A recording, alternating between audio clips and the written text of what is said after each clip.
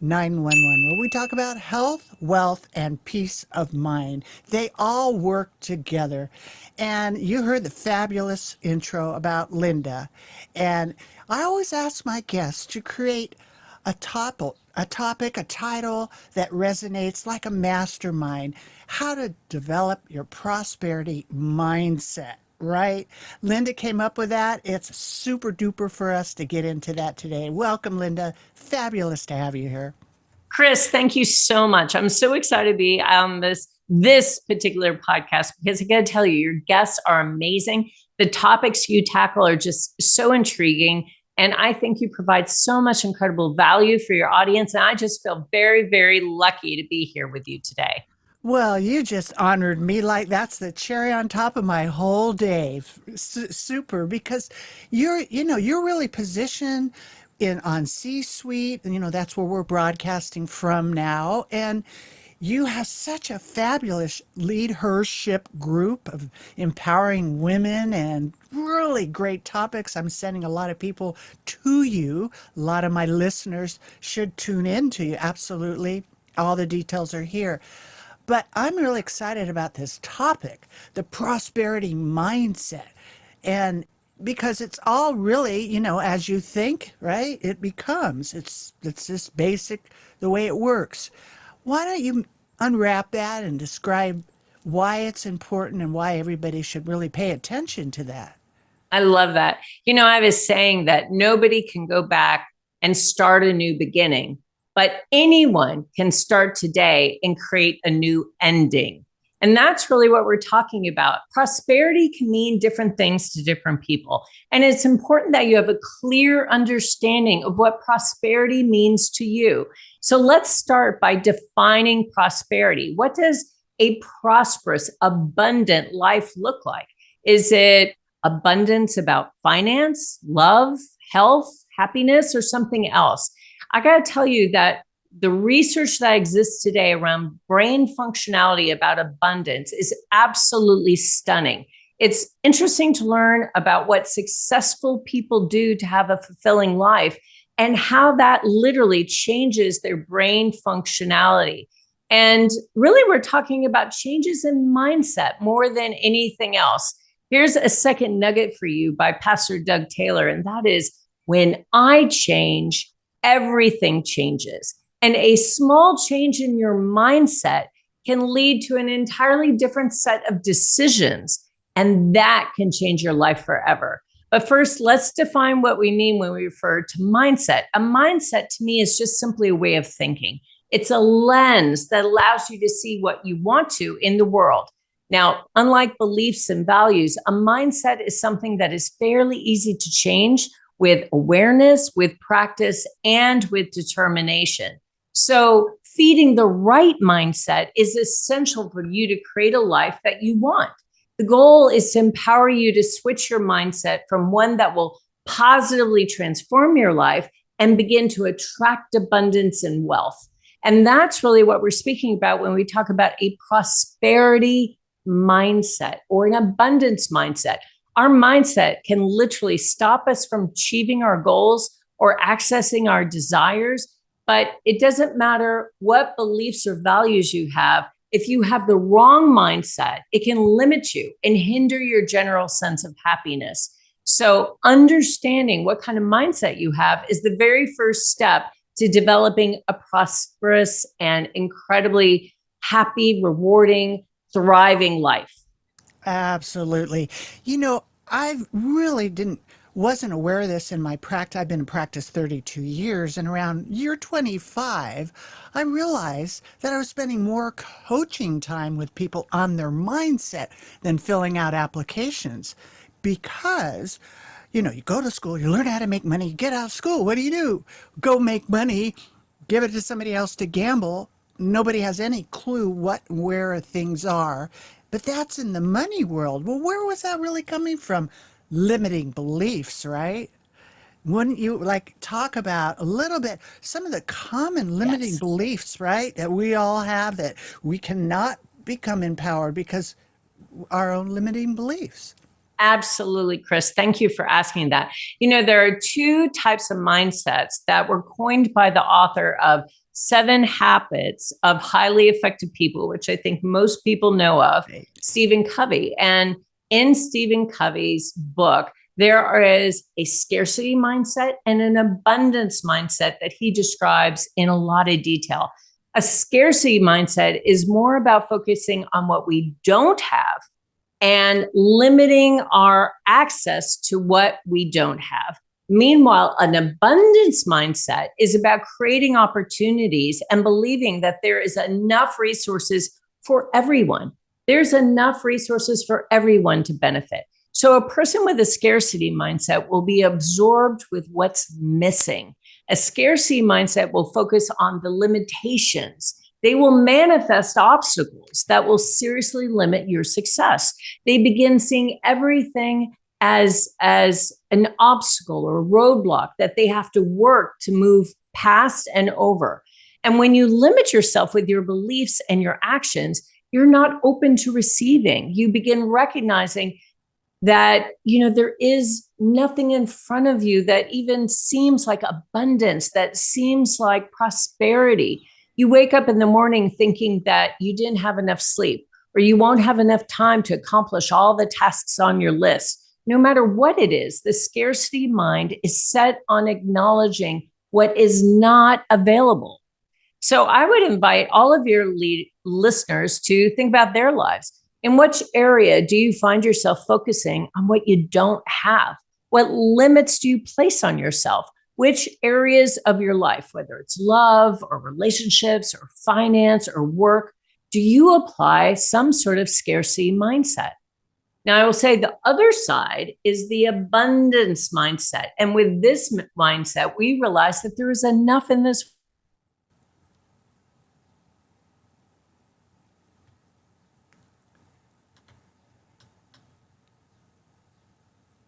Okay.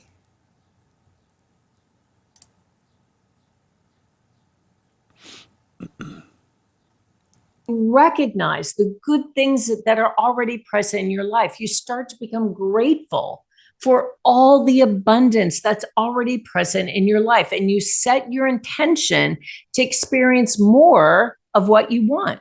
So think about what you currently have in your life. Make a list of all the things and situations or people that make your life rich. What are you grateful for in your life? What do you appreciate about yourself?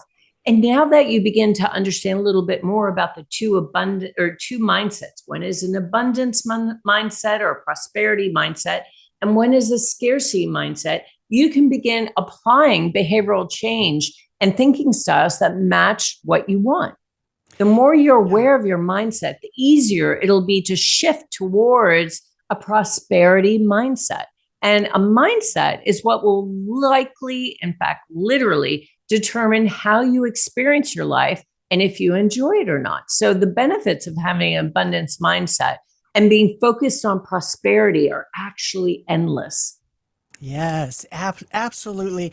And that's so cool that you said that because literally as a result of the, decades in the practice seeing that missing piece created actually I have a program called Shift Your Life Group Coaching. It's a 3-month program where we literally mix in meditation, prayer, resetting, forgiveness, real behavioral things that people don't deal with. And the integration of that. Specifically, one of the things that you said, and I really just noticed, just a simple thing, I'm going to ask you some specific strategies, but one of them that I always use is gratitude, is the attitude that gives you the latitude to raise above, right, all the bombardment that we're in.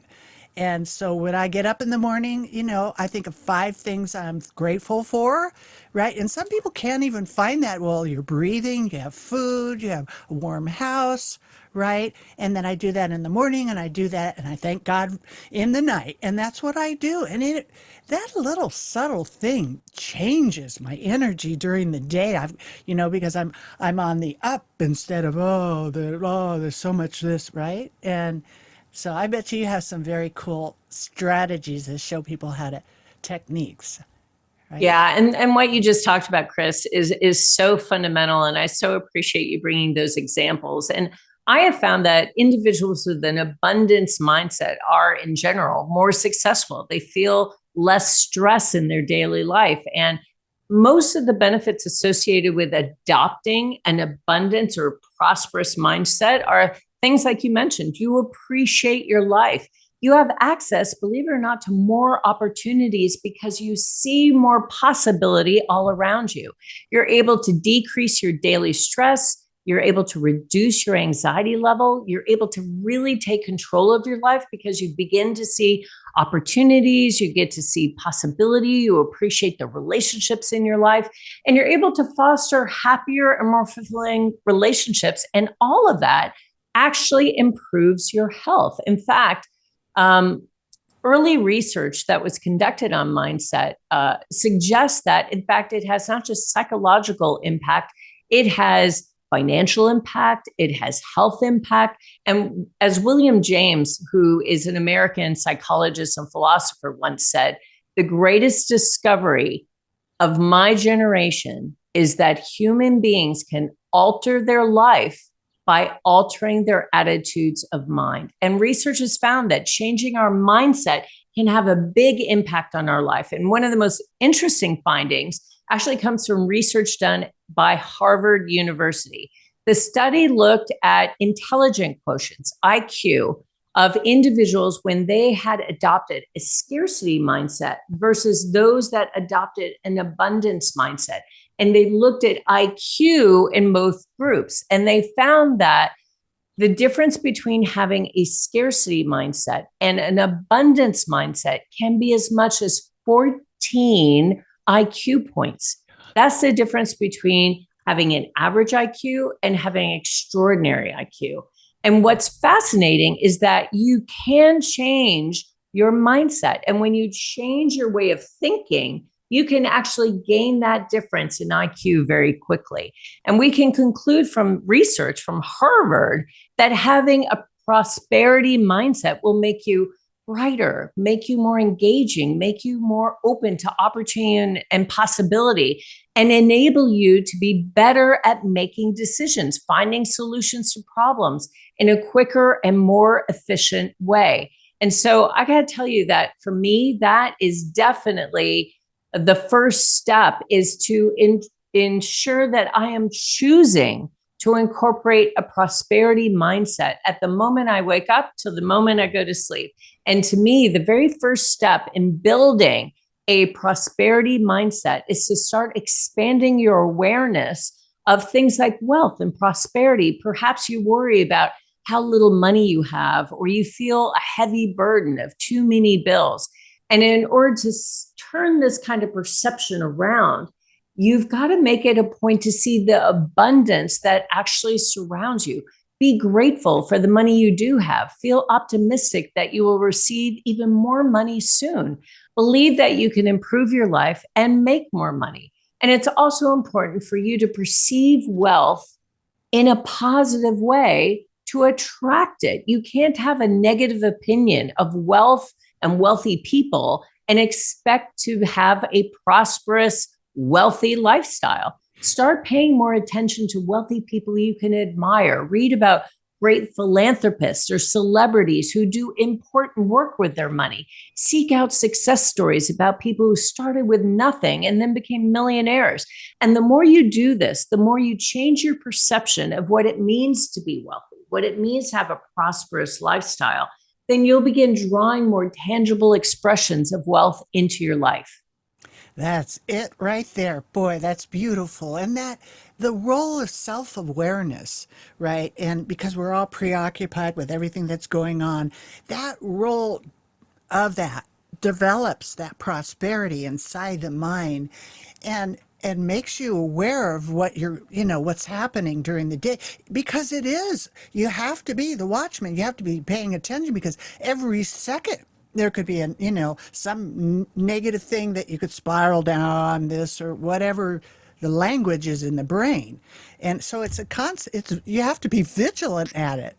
But it's pretty much like putting on a new pair of glasses. Everything shifts, like you said, and So that's probably why, journal, paying attention, being self-aware, so you see, now people that are going through, especially the times that we're in, as that increases, how do you deal with the setbacks and failures and keep the prosperity mindset, even though, Even you during the tough times, that's right? it. That's it. Right. Yes, I Yes, know. I And know. and let me just say, we are in very economic uncertain times right now. That's right. And there's a lot of socio-political turmoil. That's right. So, in order to create a true prosperity mindset, you must train yourself to turn your attention away from anything that distracts you from focusing on your wealth and well-being. Now, that doesn't mean hiding all of your overdue bills in a drawer and refusing to face reality. You don't have to become a Pollyanna to focus on abundance, but you do have to stop obsessing over the challenges and the problems in your life. A good rule that I use is do what you can to improve the current situation, but then immediately move on to more positive pursuits. Refuse to wallow in setbacks. Avoid spending hours a day worrying about money. Don't talk yourself out of taking action because you might possibly fail. Be proactive, be precise about your actions, and keep focused on where you want to be, not where you don't want to be. And by continuing to focus on all the negative possibilities, being chicken little and always saying the sky is going to fall, only creates that reality. So let's go through some descriptives and some behaviors that are exhibited by people that are stuck in a scarcity mindset. And I would invite all your listeners to make a list of those that you recognize in yourself. Being aware of your challenges can be helpful in identifying that you can change in your life to access more abundance. Number one, do you focus on gaps? A common mistake that we tend to do in a scarcity mindset is to place all of our attention and energy on what is missing in our life. And on the other hand, people that live in an abundant or prosperous mindset are natural at putting their energy on what they want to create in their life, what they want to create, what they want to develop, what their purpose, their mission, and vision is. Number two, you don't ask for help. In order to bring more prosperity to your life, you need to be open to receiving that. And that includes receiving help from others. And if it's difficult for you to say yes to someone who offers help, then you're telling the universe that you're not deserving of receiving help, support, or perhaps even financial help from others. Number three, you're uncomfortable with compliments. Compliments are actually a form of receiving. It's very similar to asking for help. And if you're uncomfortable with receiving even something as simple as compliments from others, you're demonstrating that receiving is really difficult for you. So if you want to be more open to receive and attract more prosperity, start by saying thank you when someone recognizes your value. And coming close to the end of my list is you dwell on the past. To dwell on the past means that you spend a lot of your precious time and energy thinking about the things that are no longer relevant. And what good do you have going on in your life right now? People with an abundance mindset don't delay living a happy life based on something that they may get later. They find joy in the present. They don't focus on those things that happened long ago, but they focus on the good in their life right now. And lastly, I would say a good telltale of someone in a scarcity mindset is that you often use the words don't or can't. Our vocabulary says a lot about our mindset. And a person with a scarcity mindset will use many limiting words like can't, won't, don't. And these kinds of words have the tendency to nourish a deep belief that we don't have enough and we will never have access to what we really want in life. So catch yourself using words that set a limiting belief and then begin to reframe those words to empower you to do something about the situation. Woo, that's great. Boy, there's so many goodies in there. We'll have another show just on what you just said, right? Just to unpack the five or however, many things you just said. Because we don't stay in the present. We're always worrying about the past or the future. And there isn't ever any, you never, it's, don't you think you never just get there? Like, oh, Right. I'm gonna have, like I'm a songwriter. I had a Grammy nominated song or, number one song. You get to what you think your goal in, and then there's another one. So it is a journey of staying in that consciousness all the time, not something or someone or something is going to bring you that joy. The joy is on the inside, right? Absolutely. And so think about the differences in using words like, I don't have enough money to go on a trip with you, Boom. versus I can save some money if we go on that trip next year. There you Or I can't seem to attract the love that I really want in my life, versus I want to attract a partner who is supportive and loving. Or I don't like my job and I hate that I'm stuck in this, versus this job actually allows me to stay in the workforce while I find the perfect job that will really fulfill me. Those are the same circumstances, but framed in very different ways. One is full of possibility and gratitude, and the other is sort of limiting the possibility, limiting the opportunity, and limiting the choices that that person sees in front of them. in a way you could look at the whole world, because there's so much talk about AI, right? But it's really a consciousness. They're really imitating what God created, but which we really have inside of us when we connect our heart and mind together, right, in the sacred heart. That union of the good inside there. I mean, and I'm not there, but I've had that experience when it is connected, where you think it and it almost manifests like Yes. instantly, right? Or the phone rings, or you run into that person, or that opportunity shows up, and that's how we're supposed to be. We're supposed to be co-creators. We're supposed to be at that higher level, not the diminished, burnout human being, but a divine being that can have unlimited possibilities. That's just what this conversation is really, exciting to me to open that up for people, have them take the time. What kind of things would you want to, like, takeaways for people today? Maybe a few things that maybe they could do. You've given a few already, but maybe a couple other ones. Yeah, I would say that it's important to keep challenging any kind of false perceptions, any kind of limitations that you're placing on yourself on a regular basis. Because some of these perceptions, some of these beliefs may be embedded pretty solidly in your subconscious mind. So logically, you may know that there's nothing holding you back, but you still find yourself hesitating or procrastinating. And if you keep challenging your limiting beliefs, if you start challenging your scarcity mindset, and if you take action despite those perceptions, despite those false beliefs or that scarcity mindset, you'll begin seeing that begin to fade away and eventually disappear, because you'll have convinced yourself that over time, those things that you believed in, those beliefs, those false perceptions, those limiting beliefs and that scarcity mindset, well, those things are not true at all. And now that you're starting to transform your perception of limits, you're in a much better position to start taking focused action. And that would be my second point of recognition is, number one, again, challenge your false perceptions on a regular basis. And number two, begin to take focused action. And the question is, of course, well, what kind of action should you take? Well, I will tell you, all the richest and most successful people in the world have one thing in common.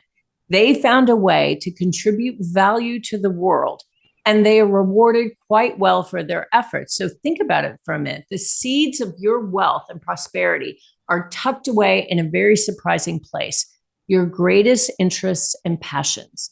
Of course, simply following your passions isn't enough. You have to find a way of making your passions pay. And that means finding a way to use your interests, use your passions, use your talents to contribute value to the world. And I got to tell you, once you begin to focus on how you want to contribute to others, how you want to create abundance for others, you will find that you naturally attract abundance to yourself. Oh, that you're just singing my song. That that's my heart. And one of the reasons why I'm in the C-suite working on the Conscious Giving Council, because I was seeing so much. There's plenty of money in print, right? Lots of paper in print. So we channel that. And it isn't just about ourselves. I mean, when you get to that point, when you're thinking of others, then it multiplies. There's something really magical that happens with it, because the abundance just quantum leaps when it becomes more about others too inside of that. Then not only are you have wealth for you and your family, but then you can come back and give it to your community and up level the whole conversation, right? Absolutely. One of the most common misperceptions about wealth is achieving some sort of monetary goal will make you happy. And Mm, happiness is simply a state of mind. that's Can right. you recall wealthy people who are pretty unhappy with their lives? Just Mhm. off the top of your head, you could probably recite the names of at least a half a dozen celebrities who are Right. constantly struggling with addiction, Yeah. relationship turmoil, legal problems, and worse. Money didn't make these people happy, and it can't make you happy either. If you want to be happy, then you have to decide to be happy now, regardless of your problems and challenges. Just having a ton of money in the bank won't make problems go away, and it won't make your life happier. The greatest power you can ever develop is the ability to focus on the good now, so you can be happy right now, no matter what else is happening around you. Right now is all you have. Let That's it. tomorrow take care of itself, and instead focus most of your energy on making this moment the very best it can be. And by having an abundance mindset, by having a prosperity mindset, you're able to see all the possibilities around you. Mastering this skill alone will make you the richest person on the planet. Say no more. That's it right there, the cherry on top. And before we wrap up here, maybe what are you excited about? Do you have you what are you working on right now? Maybe that you want to share, or anything that's on that people can go to. I want everybody to get your coordinates and connect with you. And Thank you so much, Kris. I would say that, I just did a TEDx talk recently about the opportunity for everyone to be aware of the ladder of economics, and how by taking the smallest actions, we can create a global movement, ensuring that half of the world's population, which are girls and women, have equal opportunity for physical safety, psychological safety, equal access to jobs, equal access to housing, and then ultimately equal access to have their voice heard in the highest levels of decision making, whether that's a corporate board or whether that is a some sort of political office. And so I would invite everyone to check out my TED Talk and see what you can do to impact the ladder of economics for girls and women all over the world. As Kris, you noted, I have the privilege and pleasure of serving as the CEO of Leadership Global. It's a community for the most impactful, extraordinary women in the world. And we're able to help them unleash the full potential of high-performing, growth-oriented leaders in a confidential, supportive, and private community. And my passion is to ensure that women in leadership have access to the resources, the tools, the media platforms, and the financing that they need to accelerate their success. So check out my TED Talk. If you're interested in learning more about the Leadership Global community, simply check out the website, leadhershipglobal.com. fabulous.